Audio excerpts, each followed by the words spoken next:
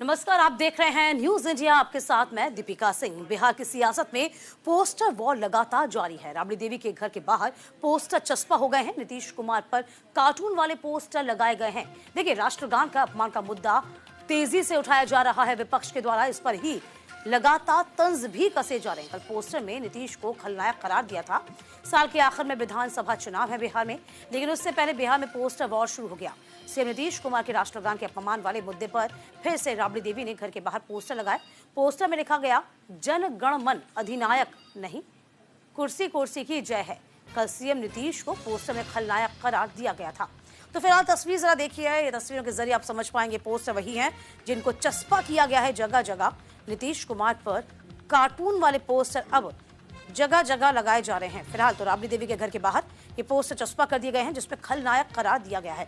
देखिए, कार्यक्रम के दौरान किस तरीके से नीतीश कुमार ने राष्ट्रगान के बीच में अपने सचिव से बात करते हुए पाए गए थे। हालांकि उस वक्त सावधान की मुद्रा में खड़ा होना होता है। इसी बात को लेकर विपक्ष ने आड़े हाथों लिया था। बाकायदा तेजस्वी यादव ने इस बीच ट्वीट भी किया था। कहा था कि अब हम जो कह रहे थे वो सही है। किस तरीके से नीतीश कुमार की जो स्थिति है, चाहे वो मानसिक स्थिति है, वो ठीक नहीं है। तमाम जानकारी के साथ हमारे सहयोगी राजीव मोहन इस पूरी खबर पर नजर बनाए हुए हैं। राजीव, देखिए, ये तो होना ही था, क्योंकि लगातार जिस तरीके से राष्ट्रगान का अपमान का मामला जब सामने आया, तब तेजस्वी यादव ने न सिर्फ ट्वीट पे पोस्ट किया, बल्कि अलग अलग तरीके से प्रतिक्रियाएं देना शुरू हो गई। और अब देखिए, मामला और भी तूल पकड़ गया जब राबड़ी देवी के घर के बाहर इस तरीके के जो पोस्टर हैं वो चस्पा किए जा रहे हैं। देखिए, जो इस तरह के जो पोस्टर्स आ रहे हैं या जो विरोध नीतीश कुमार का किया जा रहा है, देखिए, आरजेडी ने एक एजेंडा तय कर लिया है कि जिस मोर्चे पर जो है आरजेडी को जदयू या भाजपा घेरती रही है, अब उसी मुद्दे को लेकर के लगातार जो है आरजेडी जो है घेरना। हाँ, हेलो।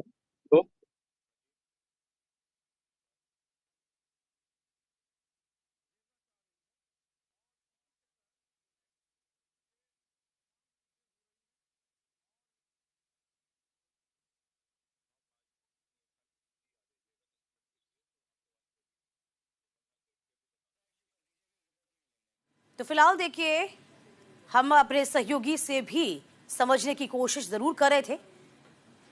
फिलहाल तस्वीरें जरा देखिए। नीतीश कुमार पर कार्टून वाले पोस्टर लगातार चस्पा किए जा रहे हैं। तो फिलहाल देखिए, कहा गया तेजस्वी यादव के द्वारा कि अपना मानसिक संतुलन भी खो बैठे हैं। ये तस्वीरें सामने, और इस तरह की बयानबाजी की जा रही है। साल के अंत में चुनाव होने हैं बिहार में, और उससे पहले माहौल जो है बना के रखा जा रहा है।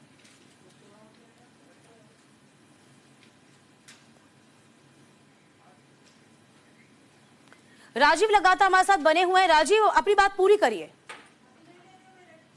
देखिए, मैं यही कहना चाह रहा हूं तक कि जिन चीजों को लेकर के एनडीए जो है आरजेडी को कटघरे में खड़ा करता रहा है, अब आरजेडी ने भी एक तरह से एजेंडा तैयार कर लिया है, रणनीति बना ली है कि बस उसी एजेंडे को उनको वार करना है, उन पर हमला करना है, अटैक करना है। और उसी का नतीजा है कि इस तरह के पोस्टर लगाए जा रहे हैं जहां मुख्यमंत्री नीतीश कुमार को कुर्सी कुमार बताया जा रहा है या खलनायक बताया जा रहा है, या तमाम चीजें हैं। इससे पहले भारतीय जनता पार्टी या नीतीश कुमार की पार्टी के द्वारा भी इसी तरह लालू प्रसाद के कई तरह के अलग अलग पोस्टर बताकर उन पर हमले किए गए। तो अब जो आरजेडी का जो प्लान है, आरजेडी की जो रणनीति है, वो कुछ इसी दिशा में दिख रही है कि जैसे अपराध का मुद्दा है, तो अपराध के मुद्दे पर जिस प्रकार से आरजेडी को घेरने का प्रयास एनडीए करती है, अब आरजेडी भी उसी तरह उसी दिशा में वो काउंटर करने पर लगी है। और नीतीश कुमार को ये बताने, नीतीश कुमार के इस पोस्टर लगाए जाने का इसको इसी नजरिए से देखा जा सकता है कि जो नीतीश कुमार का पिछले दिनों जो वीडियो सामने आया था राष्ट्रगान के दौरान, उसको लेकर के लगातार आरजेडी जो है इस मुद्दे को, देखिए, जाहिर सी बात है राजीव, बैठे बिठाया मुद्दा जो है वो सत्ता पक्ष ने खुद विपक्ष को परोस दिया है। जाहिर सी बात है विपक्ष इसको पुरजोर तरीके से भुनाएगा। ये मामला तभी शांत हो पाएगा जब जेडीयू की ओर से कोई प्रतिक्रिया आ जाए या सहयोगी दल कोई प्रतिक्रिया दे। यहां से कोई प्रतिक्रिया आना शुरू हुई है? कि आखिरकार वो तमाम घटनाक्रम हुआ ही क्यों था, क्या वजह थी, क्यों हिलडुल रहे थे, जबकि सावधान की मुद्रा में खड़ा होना चाहिए था नीतीश कुमार को? नहीं, जेडीयू और भाजपा की तरफ से तो लगातार इसकी प्रतिक्रिया आई है, और भाजपा और एनडीए के नेता लगातार कहे कि नीतीश कुमार का कोई इंटेंशन नहीं है, इसे गलत मुद्दा बनाया जा रहा है। नीतीश कुमार ने कभी भी राष्ट्रगान का अपमान नहीं किया है, उन्होंने हमेशा राष्ट्र का जो हित सोचा है, और उनकी जो भावना है उस पर कोई सवाल नहीं खड़ा कर सकता है।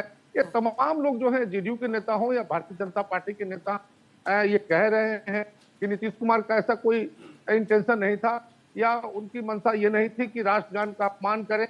लेकिन इसको वीडियो के आधार पर आरजेडी से मुद्दा लगातार बनाए रखी है। एनडीए के नेता ये कह रहे हैं कि नीतीश कुमार ने जो बिहार में विकास का काम किया है, उसके आधार पर वो बिहार के नव बिहार के निर्माता हैं, और उनकी भूमिका और उनकी कार्यशैली पर जो सवाल उठाने वाले हैं उस पर जनता जवाब देगी। ये इसका कोई मतलब नहीं है। नीतीश कुमार ने बिहार के लिए बहुत किया है, बहुत काम किया है, हर क्षेत्र में काम किया है, हर समुदाय के लिए काम किया है। लेकिन वो चलिए, ये जेडीयू का कहना है, ये एनडीए का कहना है, जाहिर सी बात है काम किया है, वो उसका जो फल होगा वो विधानसभा चुनाव में दिख ही जाएगा।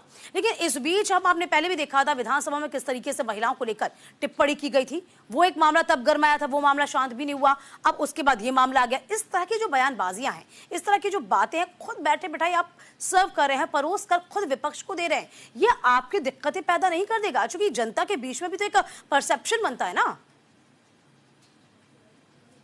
देखिए, इस तरह की बातें तो अब ये जदयू की रणनीति का हिस्सा होगा, और उनकी ये चिंता है, उनके लिए चुनौती है।